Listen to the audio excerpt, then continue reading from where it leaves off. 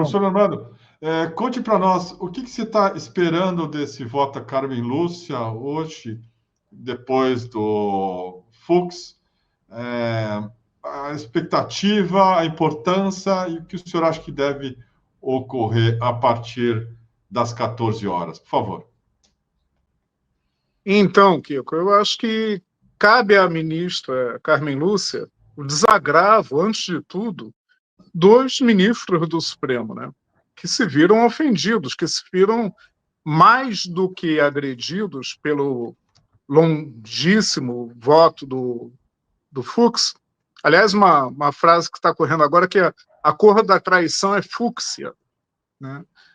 A Carmen, ela tem a oportunidade, o dever de reconduzir o processo para os seus eixos, né? Vou fazer um comentário breve antes do que a gente espera do passado. Acho que o Marco Aurélio já tratou bastante. Estava vendo com vocês o Pedro Serrano, o camarada Pedro Serrano, tratando do voto.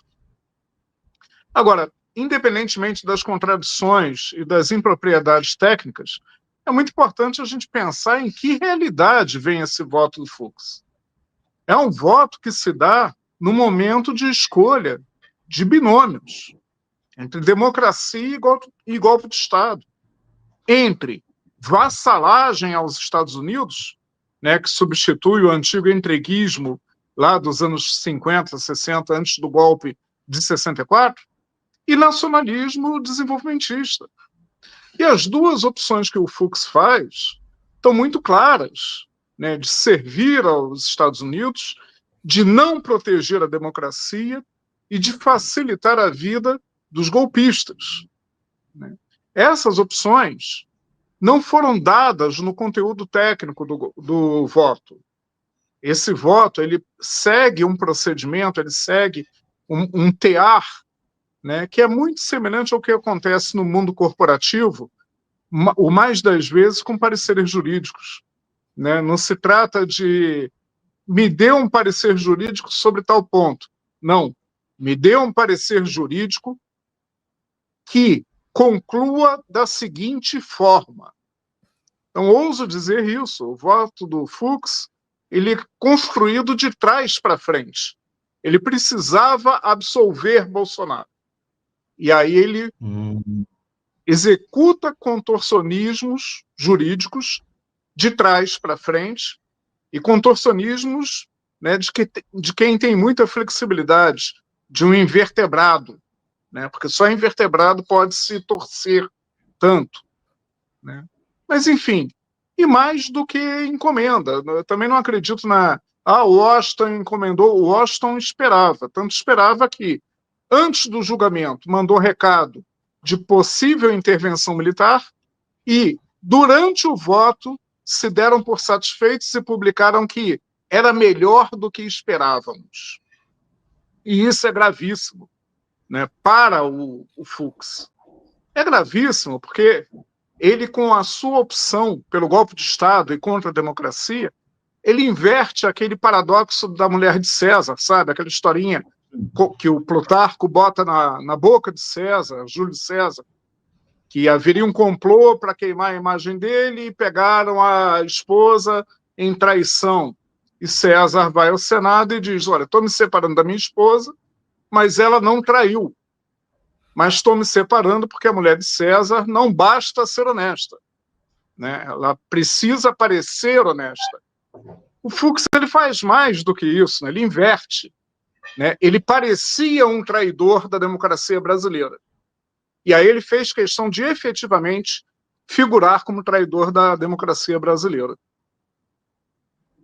E para hoje, com a ministra Carmen, né? Eu acho que ela ganhou um trabalho de casa muito grande, vai ter que responder, né?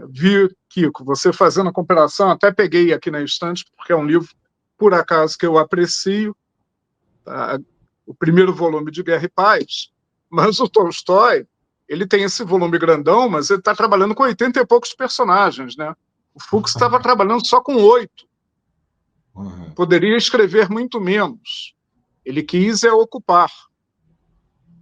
Então, a ministra Carmen tem o dever de casa, né, de ontem para hoje, de rebater os contorcionismos, as insanidades e as incoerências internas do voto dentro dele mesmo, quando, por exemplo, diz que não havia organização criminosa, mas reconhece que tanto o mordomo Mauro Cid quanto o Braga Neto estavam, sim, envolvidos na tecelagem de um golpe.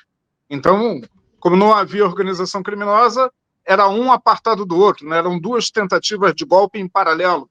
E fica imaginando o que seria do Brasil numa ditadura do mordomo do Planalto. Se as crianças todas iam ter que usar chuquinha no cabelo. Enfim, isso é uma incoerência interna, e existem as incoerências externas, como as que o Pedro estava colocando. A Carmen vai ter que responder a esses absurdos, mas vai ter que dar uma resposta também corporativa e política, defendendo a própria idoneidade do Supremo Tribunal Federal, que foi colocado em xeque por esse voto de vassalagem. Esse voto, você acha que foi composto a várias mãos, assim, é uma tragédia com vários autores, e nenhum deles são as pessoas citadas ali. Nós estamos aqui especulando, mas é uma mudança grande de março para setembro. E você falou em entreguismo. Pode-se dizer que o Fux está ali dando muitos argumentos para os americanos e para as sanções dos Estados Unidos, e expondo os colegas dele. O senhor concorda?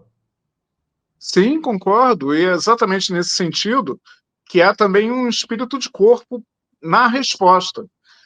Voltando lá atrás, né, quando o Trump, o imperador do mundo, o Nero dos nossos tempos, né, faz a colocação de que vai penalizar Alexandre de Moraes e seus aliados, né, ele trata os demais ministros como aliados políticos de um ditador, né, ele, logo depois, elenca os 8 que serão penalizados. Muito significativamente está fora quem? 2 ministros comprometidos com o fascismo brasileiro, indicados pelo fascismo brasileiro, que são o Cássio Conká e o André Terrivelmente, e poupa o Fux junto. Então, já naquele momento lá atrás, estava sinalizada, né, uma suspeição que, afrontada a um ministro honrado do Supremo, deveria ter um efeito contrário, né, de afirmar a independência. Não, a resposta foi exatamente o que estava, entre aspas, encomendado, né, afirmar a vassalagem. Agora, com certeza foi construída a muitas mãos, até porque, né, não só dentro, no conteúdo do voto do Fux, existem institutos e autores que ele não comumente cita, né, Zaffaroni é um deles, né, porque adotava uma linha distante disso.